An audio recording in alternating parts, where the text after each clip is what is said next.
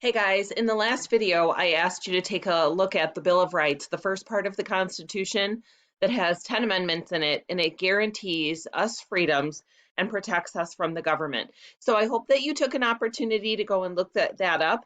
But if you didn't, I'm going to run through it today. And even if you did, it might have been a little bit confusing to you. So I'm just going to run through those amendments really quickly so that you know what they mean, and it'll help prepare you to come up with your own law that's going to be a part of today's Flipgrid challenge. So the First Amendment actually has five freedoms in it: freedom of religion, speech, assembly, press, and the right for people to petition the government. So what that means is you can practice any religion that you want. You can say anything that you want for the most part, as long as it's not a lie. So we couldn't go out and say something terrible about someone that was a total lie and create problems in their life. So there are some limitations to freedom of speech. Your freedom of speech cannot cause a problem for someone else. For instance, you can't come to school and be so disruptive in class that other students cannot learn. Then there are some places and some ways that your freedom of speech is limited. And you're going to learn all about that in seventh grade when you learn about the Constitution. Freedom to assemble means basically to have like protest as long as it's peaceful. Freedom of the press is the right for the press to write stories that they choose to write. And then freedom of petition is exactly that, to have petitions and use them however you like, even if they're against the government. So that is all a part of Amendment 1. That's a big one.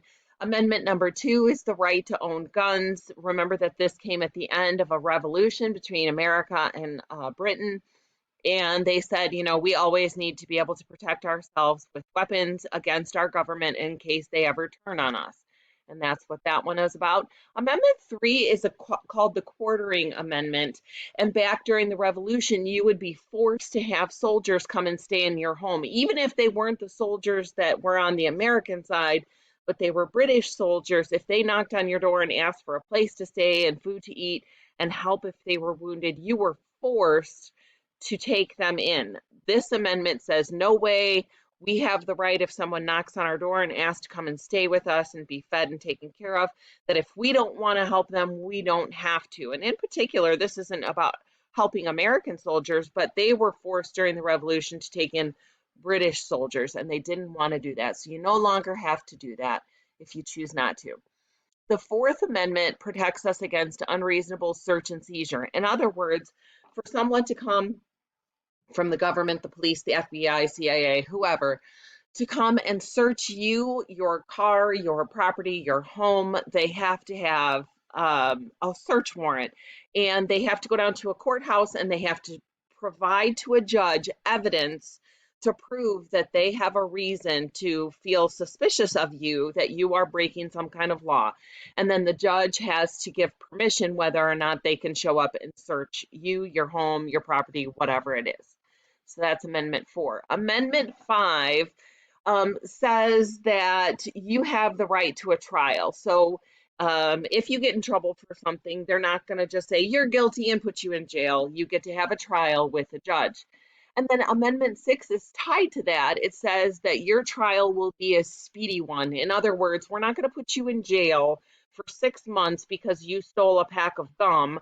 And while you wait for 6 months, then your trial is going to take another 6 months because it's going to be so slow. We're going to make it quick.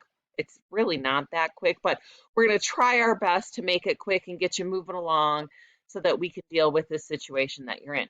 Amendment 7 is tied to that as well. It says that if you have a trial, you have the right to have a jury there. So 12 people from where you live, from the area that you live, will hear all of the evidence and they'll make a decision whether you're innocent or guilty, rather than just a judge who makes that decision by themselves. The Eighth Amendment is also tied to trials, and it says that you cannot have an excessive punishment for the crime that you committed. So back to that stealing a pack of gum, we're not going to execute you for stealing a pack of the gum.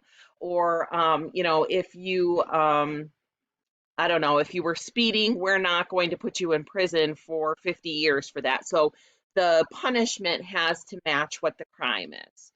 Amendment number 9 says that you have more rights than just the ones that were listed in the 10 amendments in the Bill of Rights. So just because it doesn't say that you have the right to go for a bike ride with your family if you choose to, that doesn't mean that you don't have that right. You have that right. So it's saying you have more rights than what they have listed here.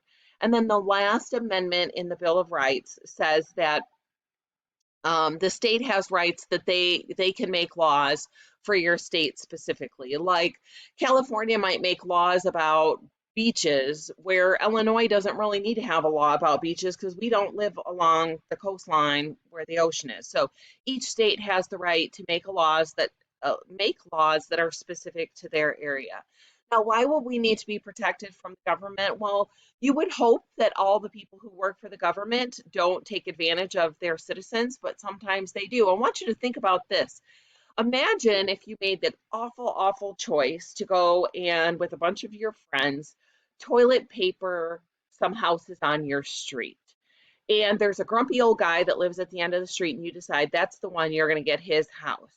And you get caught and you get issued a ticket and you have to go to court. And when you show up at court, the judge is the grumpy neighbor that you decided to toilet paper his house.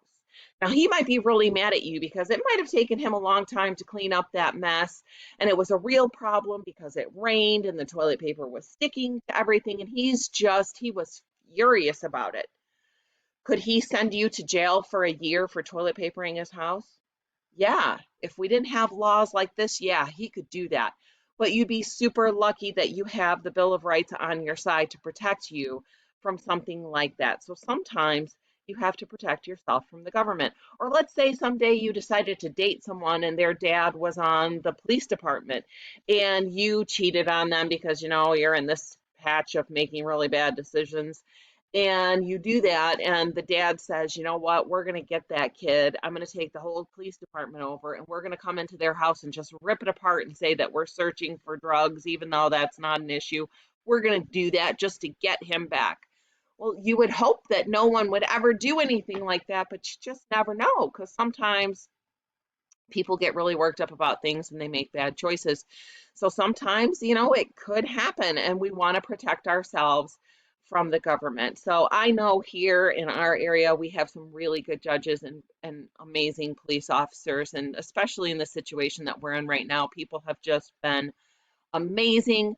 But back when this was written, back after the American Revolution, and American colonists have just fought against the country that they came from, and they were British citizens when they came here, they were so suspicious of the government and the police and the military, and they felt that this was necessary. So that was the point of it. Now, here's your task. If you were creating something like this, the Bill of Rights, I want you to think of one law that you could put together that you think belongs in the Bill of Rights that would protect people against the government. So what kind of things should we come up with that we want to make sure that if we had an error in judgment, that we limit the government from really going crazy and really throwing the book at us and putting really tough laws on us. So think about that. If you have a good idea, jump back to the distance learning plan and share your idea on there for a law.